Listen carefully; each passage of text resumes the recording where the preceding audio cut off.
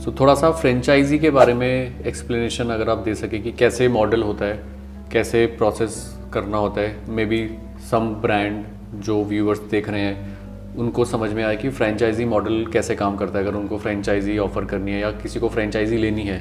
सो क्या टर्म्स होते हैं, क्या कंडीशंस होते हैं, क्या कमर्शियल्स होते हैं, उन सब को थोड़ा सा एक्सप्लेन करें। तो if you look at franchising क्या है, एक अगर ब्रांड है जिसको अपना प्रेजेंस स्केल अप करना है, मल्टीपल लोकेशंस पे जाना है, franchising allows you to do that. So हम जो मॉडल फॉलो करते हैं that is called franchise owned, franchise operated. तो अगर और उसके बाद हम आपको मैन पावर ट्रेन करके देते हैं, बट वो आपके पेरोल्स पे है। तो that is why it is called franchise invested, franchise operated business, जहां पे फ्रेंचाइजी ही चलाएगा उसको। हम सिर्फ आपको सपोर्ट देंगे मैन पावर में, मार्केटिंग, ट्रेनिंग, बट चलाने वाले आप हो। लेकिन मंथली एक्सपेंसेस जो सब कुछ आपको बेयर करना है एज अ फ्रेंचाइजी का, और हम आपसे एक मंथली रॉयल्टी लेंगे। ओके। सो ये परसेंटेज फिक्स होता है या कुछ? जैसे पहले 3 महीने हम कुछ नहीं लेते हैं, Okay. उसके बाद फिर नेक्स्ट 21 मंथ्स हम फिक्स लेते हैं 10,000 रुपए, उसके बाद फिर वेरिएबल 7% ऑफ योर सेल्स। सो ये जो रॉयल्टी है ये स्टैंडर्ड रहता है थ्रू आउट द इंडस्ट्री और ब्रांड्स कैन नहीं, वेरी करता है। तो जैसे प्री स्कूल इंडस्ट्री में आप देखेंगे तो ये 8-9% भी है। मेगा ब्रांड्स लाइक सबवे 12-13% भी चार्ज करते हैं। रिलेटिवली नए ब्रांड्स हैं वो 3-4% भी चार्ज करते हैं। तो 7 थोड़ा स्टैंडर्ड है, कॉमन है, लेकिन it can be anywhere from 3% to 13%। ये सबसे कॉमन मॉडल है फ्रेंचाइजिंग में, franchise owned, franchise operated. UClean follow करती है, आपका सबवे फॉलो करता है, जितने प्री स्कूल्स आप देखेंगे सबका सेम मॉडल है। बट एक और मॉडल होता है which is franchise invested, company operated, जहां पे सबसे बड़ा एग्जांपल है मैकडॉनल्ड्स। कि मैकडॉनल्ड्स में आप सारे इन्वेस्टमेंट आप करोगे, लेकिन मैकडॉनल्ड्स चलाएगा, वो आपको नहीं चलाने देता है। सो मैकडॉनल्ड्स इज वेरी पर्टिकुलर कि जो मैन पावर होगी वो हमारे पेरोल्स पे होगी और हमारी मैन पावर होगी, आपका स्टोर पे कोई रोल नहीं है। आपने स्टोर बना दिया, वो भी आप नहीं बनाओगे, आप सिर्फ इन्वेस्ट करोगे, बनाएगी मैकडॉनल्ड्स, चलाएगी मैकडॉनल्ड्स, आपको एक सर्टेन परसेंटेज ऑफ रेवेन्यू मिलता रहेगा हर महीने। सो अभी UClean, how is UClean positioned as in key number of stores कितने हैं, क्या ग्रोथ हो रही है, and are you bootstrapped, funding का क्या प्रोसेस है या अभी कुछ प्लान, एनीथिंग ऑफ दैट? तो हम अभी करंटली हम करीब 550 फ्रेंचाइजीज हैं हमारे across 154 cities of India. Pan India हमारे मतलब बहुत छोटे छोटे गांव मोहल्लों में भी हमारे स्टोर्स आज चल रहे हैं। सबसे रिमोटेस्ट स्टोर कौन सा है जहाँ पे आपको लगेगा यार यहाँ पे कैसे रीच आउट हो गए हम?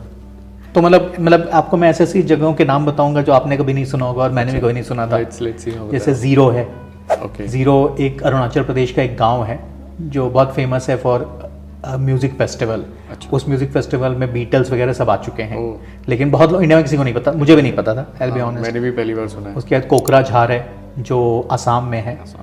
उसके बाद फिर नहर लगून है, रोइंग है। Roing is one of the most eastern parts of India, north eastern parts of India, Meghalaya का पार्ट है। तो रोइंग में हमारा स्टोर है। इन सब लोकेलिटीज से क्वेरीज अपने आप आई थी, हाउ डिड? हाँ, तो इनफैक्ट जब ये हमारा जब हम यूक्लीन ग्रो कर रहा था तो आज से करीब 3.5 साल पहले there is this place called Naharlagun जो कि अरुणाचल प्रदेश में। वहाँ से एक 19 साल के लड़के ने मुझे लिंक्डइन पे मैसेज किया कि मैं यूक्लीन को यहाँ लेकर आना चाहता हूँ। तब तक हमारा फोकस नहीं था, नॉर्थ ईस्ट में मार्केटिंग नहीं करते थे। तो मैंने उसको लिखा कि नहीं यार, मैंने अभी जस्ट चेक किया, तुम्हारा नाहर लगून तो बहुत छोटा है, मैं नहीं चाहता तुम इतने पैसे लगाओ और वेस्ट करो। तो उसने रिप्लाई किया नहीं मैं बहुत कॉन्फिडेंट हूँ, मैं कर लूँगा। तो मैंने इग्नोर कर दिया। फिर उसने टॉपअप मारा, मैंने इग्नोर कर दिया। वो फ्लाइट लेकर आ गया और वो ऑफिस बिना अपॉइंटमेंट के ऑफिस आ गया। कोइंसिडेंटली मैं भी ऑफिस में था तो मिला, तो मैंने उसको बताया कि यार देखो मेरा प्रॉब्लम क्या है कि तुम यंग हो, तुम जवान हो, तुम में जोश है, लेकिन एक बार जब सच्चाई सामने आएगी तो तुम्हारा जोश भी खत्म हो जाएगा और पैसे भी डूब जाएंगे। तो उसने मुझे सिंपल चीज़ बोली कि सर मेरे पैसे, मेरा शहर, मेरे कस्टमर। उसने बोला कि मैं अपने शहर में हर बंदे को जानता हूँ, तो आपको क्या प्रॉब्लम है, सब कुछ मेरा, तो आपको क्या प्रॉब्लम है। मैं बोला चलो कर लेते हैं। तो he started in Naharlagun about 3.5 years back. और उसके कारण फिर हमें अरुणाचल प्रदेश से इतनी डिमांड आने शुरू हो गई कि हम आज अरुणाचल प्रदेश में निर्जुली में हैं, रोइंग में हैं, नामसाई में हैं, ईटानगर में तो है ही। हमारा पूरी इंडिया का best performing store is UClean Itanagar. तो वहाँ से शुरू हुआ। उसके बाद आज हम नॉर्थ ईस्ट में सबसे बड़े ब्रांड हैं, not in laundry, in retail. कोई भी retail brand north east India में हमसे बड़ा नहीं है। हमारे 43 स्टोर्स रनिंग हैं, अभी और 4-5 स्टोर लाइव होने वाले हैं। तो हमने ऑनेस्टली हमारा भी एक बायस था यार नॉर्थ ईस्ट इंडिया में क्या चलेगा, कौन जानता है, लेकिन आज हम सारे स्टेट्स में हैं। सो हमने अभी 3 दिन पहले इम्फाल लॉन्च किया मणिपुर में। उस लॉन्च के बाद UClean is present in every state of India. देखिए फंडिंग हमने शुरुआत में जोश में ले ली, पीयर प्रेशर में ले ली, बिकॉज एक तो लक्ष्मी थी टेबल पे, तो लक्ष्मी को मना करना अच्छा नहीं लगा तो ले लिया हमने पैसे। And this is in 2017। हमने करीब 9 करोड़ रेस कर लिए थे फ्रॉम। कितने टाइम बाद आपने करा? यू स्टार्टेड इन 2016 के एंड में, तो 2017 के मिड में 6-7 महीने के अंदर ही कुछ ऐसे लोग थे जो मुझे पहले से जानते थे, जिनको मैंने अपनी पिछले स्टार्टअप में सर्विस करा था। ओके। तो उन लोगों ने रीच आउट किया कि यार ले लो हमसे पैसे ले लो। और उस समय IIT Bombay startup funding scene बहुत हॉट था, हर IITian फंड रेस कर रहा था, न्यूज़ में आ रहा था। तो एक पीआर प्रेशर भी था कि यार ये लोग रेस कर रहे हैं, मुझे कर लेना चाहिए। तो मैंने रेस कर लिया when it was not needed. And in fact one of my earliest investors were सोहाली Khan and Kunal Khemu. तो वो दो आए, साथ में 2 इंडिविजुअल इन्वेस्टर्स आए, टाइम्स ऑफ इंडिया आए। तो इन सब ने रेस करके सबने पैसे दे दिए, हमने रेस कर लिया। And in hindsight not the best decision, because unnecessarily equity dilute हो गई। उसके बाद से आज तक ना हमने कभी रेस किया, ना हमें कभी जरूरत पड़ी। We have been a PAT positive company every year, except Covid वाले साल में हम पैट नेगेटिव थे, बट उसके बाद से हम पैट पॉजिटिव रहे हैं। So, अभी जो एग्जिस्टिंग मतलब जो स्टार्टेड में जो इन्वेस्टर्स थे वो अभी भी है कैप टेबल पे? हाँ, सारे लोग हैं कैप टेबल पे। इनफैक्ट डिविडेंड्स भी हम डिस्ट्रीब्यूट करते हैं। Okay. From the profits we distribute dividends. And if not this Uclean, then what do you think you must be doing? Alternate business or maybe लाल बत्ती से related कुछ? हाँ, शायद वही कर रहा होता। My best friend is in fact from IIT Bombay. ये वो मेरी मम्मी का अडॉप्टेड सन है, बिकॉज उसने लाल बत्ती वाला काम कर लिया। तो कभी कभी मुझे लगता है कि यार मुझे भी कर लेना चाहिए था। मेरी मम्मी उसको ज़्यादा प्यार करती है मेरे कंपैरिजन में। इंडिया में आज भी बिजनेसेस में सोशल स्टिग्मा बहुत है। जब हमने चेंज हो रहा है, लेकिन आज भी बिकॉज इंडिया में बाई कास्ट धोबी has been labelled as a lower cast.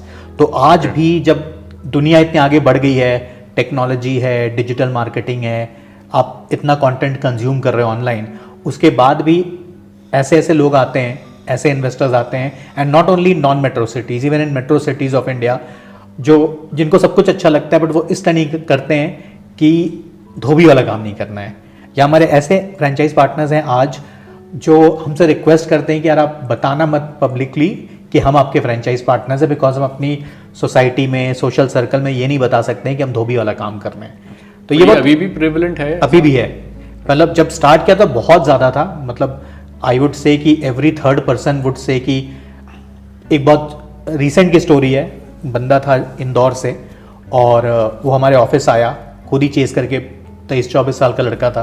And he said कि सर मुझे लेना है यूक्लीन, आप पूरा मुझे समझा दीजिए। तो हमने पूरा उसको समझाया कि ऐसे होता है। तो बोला सर बहुत अच्छा मॉडल है, मुझे आपके 2 स्टोर विजिट करने हैं।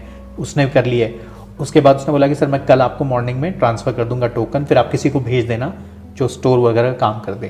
एंड हम पूरे नेक्स्ट टाइम ने पूरा वेट किया। फिर मैंने उसको आफ्टरनून इवनिंग में खुद ही कॉल किया। तो उसने आप वेरी सॉरी सर, लेकिन मेरे पापा ने बोला कि धोबी का काम करने नहीं दूंगा। And this is 2024। तो I think overall Indian society, not only laundry, may be और भी ऐसे काम है जहाँ पर कास्ट सिस्टम या परसेप्शन की वजह से लोग बिजनेस नहीं कर रहे हैं। I think it's very unfortunate and that is something that needs to change. But I guess धीरे धीरे जो इवॉल्व, जो न्यू जनरेशन आ रही है वो करना चाहती है।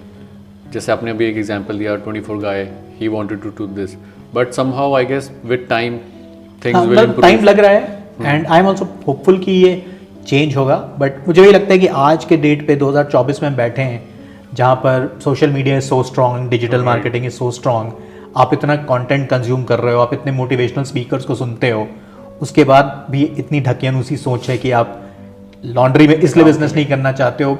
आई am not frustrated with the fact कि आपने मेरी फ्रेंचाइज नहीं ली। I am more frustrated with the fact कि आप लॉन्ड्री में बिजनेस नहीं करना चाह रहे हो बिकॉज आपको लगता है कि एक सोशल स्टिग्मा है। तो that has to change. That is also degrading जो एक्चुअली वो काम करेक्ट कर भी रहे हैं उनके लिए भी। आप देखोगे तो धोबी जो कम्युनिटी है उसका जो यंगर जनरेशन है वो इसलिए काम नहीं करना चाहता है। धोबीज का बिगेस्ट स्ट्रगल यही है। So it was a very informative session with you Arunav.